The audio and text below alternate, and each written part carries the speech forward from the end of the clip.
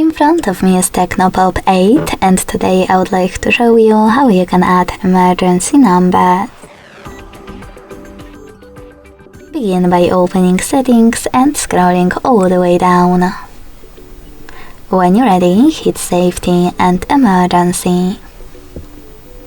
Then hit emergency contacts and tap on add contact.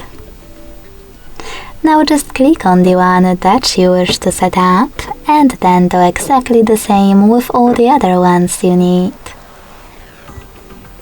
If you want to remove one of your contacts, hit this X next to the one that you wish to get rid of and confirm your choice in the pop-up.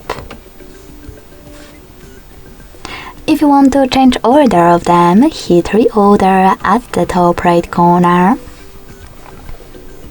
Drag the chosen ones, and after achieving the perfect order, hit save at the top right corner. Thanks so much for watching. If you enjoyed this video, don't forget to leave a like, comment and subscribe. Bye!